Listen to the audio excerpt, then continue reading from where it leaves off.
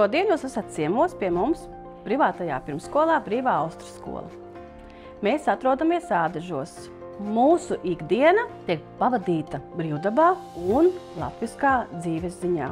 Mēs izkopjam latviskās tradīcijas, ko mācam bērniem, svinam latviskos svētkus kopā ar ģimenēm. Ikdienā uzmanība tiek pievērsta brīvdabas pedagoģijai un latviskai dzīves ziņai, kurā bērns iepazīst dabu un latviskās dzīves ziņas tradīcijas. Izglītības process, kas tiek plānots 8 laikos ar brīvdabas savaiti un saimniekošanas savaiti, kurā uzsvars tiek likts uz kādu no tikumiem un vērtībām. Brīvās Austrumskolas simbols ir austras zīme, un austras zīme apzīmē viedumu, zināšanu nodošanu no paudzes paudzei, ko mēs darām arī ikdienā. Mūsu vide ir sakārtota, jo sakārtotā vidē bērns ir laimīgs. Brīvajā Austrumskolā ir 3 saimītes. Mūsu vide ikdienā ir ļoti ģimeniska, silta, mājīga un viens par otru prot rūpēties. Mums ir arī sensorā telpa. Tā ir tāda nomierinošā telpa ar dažādām gaismām, un īpaši šī telpa nodara mūsu bērniem ar īpašajām vajadzībām, jo pie mums ir arī iekļaujošā izglītība.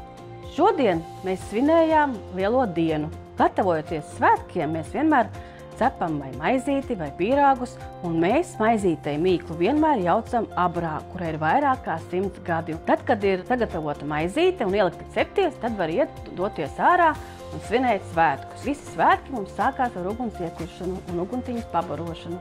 Mēs dziedam uguntiņai dziesmiņu. Mūsu bērni zina, ka uguntiņa ir saules māsa, un ar uguntiņu ir jādraudzējās. Uguntiņa ne tikai silda, no uguntiņas arī ir jāuzmanās.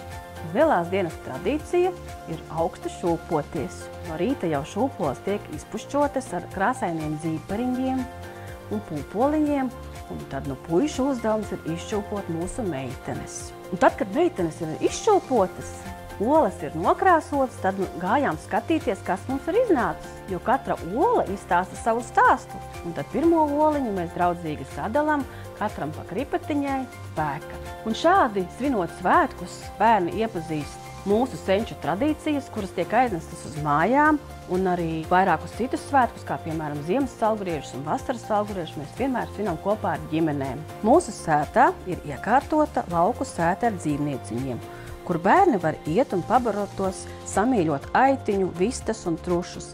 Jo tieši rūpes par citiem un vēl jo vairāk par vājākajiem ir tās prasmes, kas dabiski un nepiespiesti palīdz mazajiem cilvēkiem jau no pirmajiem dzīves soļiem apgūt līdzcietību un iejūtību. Iespējams, tieši jūsu ģimenei ir svarīgas latviskās tradīcijas un vērtības, tad tieši jūs esat ļoti mīļi gaidīti mūsu pulciņā.